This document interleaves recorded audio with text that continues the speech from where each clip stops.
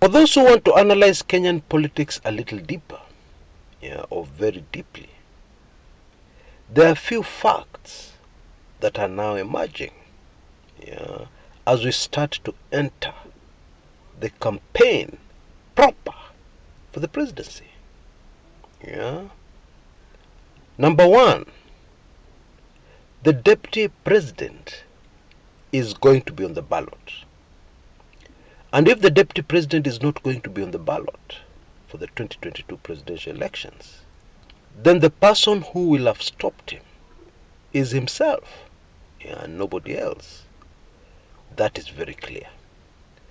And so what that means, and I talk about that in my latest weekly intelligence briefings, number 72, make sure you don't miss it. Then what it means is that we've been fed a lot of red herrings. What are red herrings? Red herrings are false alarms. Red herrings are designed to divert our attention and divert our resources, very important, into fighting a battle that is not really the main battle. Let me explain. People have talked about the ICC, and many Kenyans have believed that the ICC case that was temporarily halted, the one of the deputy president, will come back to haunt him and remove him from the ballot before August 2022. Well, now it has become very clear that that will not happen.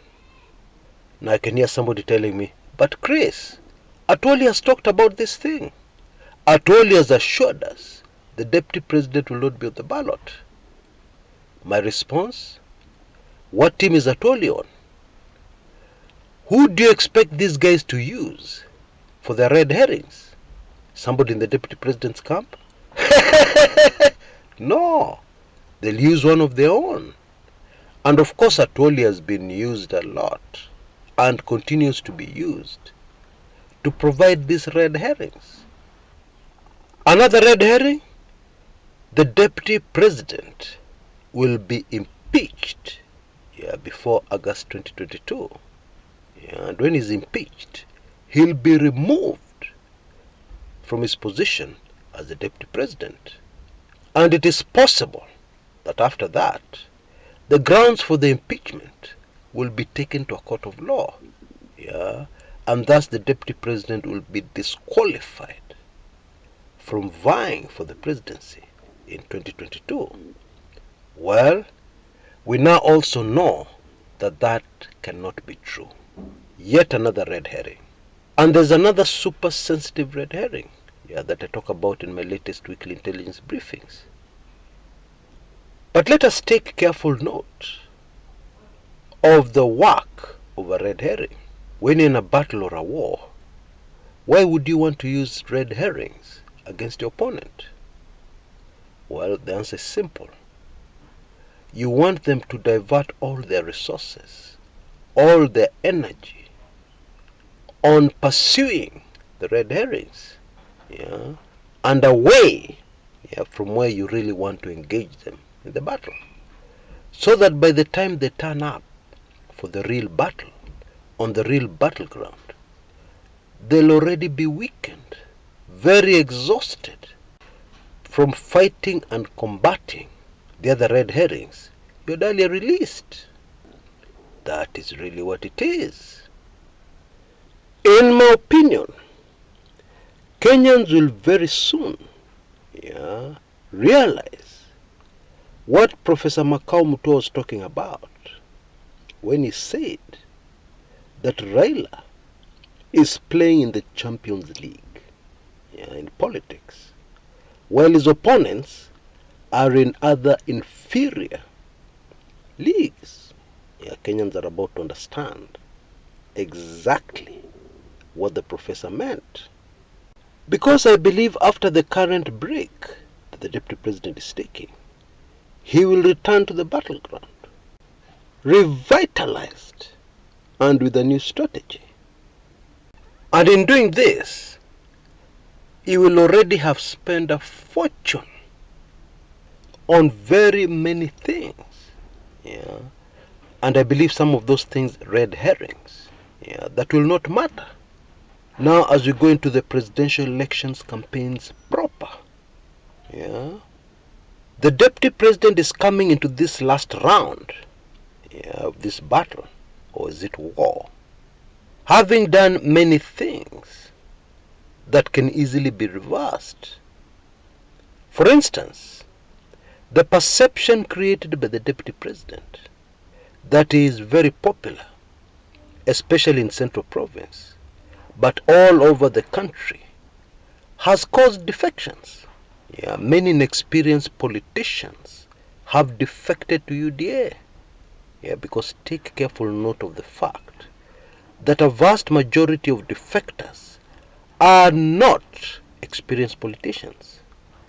You will have noticed that seasoned politicians, even those supporting the Deputy President, have been very quiet. Wamekuwa wakicheza mchezo wao chini ya maji. Why have they been doing this? Because experience tells them that you have to delay your move, yeah, when you're going to a general election up to the last possible minute. Why? Because it is normal during the electioneering period for many winds to blow. Yeah, and when the first wind blows, you cannot rush assuming that that is the one. No, because many other winds will come before finally you see the wind, yeah, that you need to carry you through re-election and back to your elective post.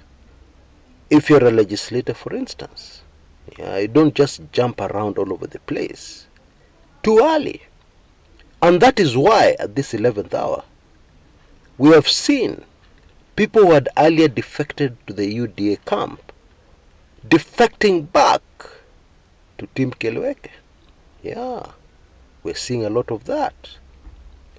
What that tells you is that the initial defection must have been a mistake. And they're also very good at sensing sudden shifts and changes on the ground. Yeah, because they're very desperate to get re-elected. And they understand politics. And they know that they've already been in office. There are those constituents of theirs who will not be happy about their performance.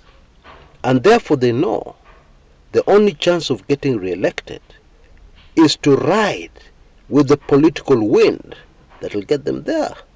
Yeah, they don't have any other option. A newcomer, of course, is very different. Yeah, if you're trying to snatch a political seat from somebody, it's very different. You're fresh. Yeah, and you can make many promises that people will believe. But when you've already been there, your promises will often ring hollow, yeah, to the people. Yeah, that is just life. Kunaendanga hivyo. Until next time, this is Chris Kumekucha.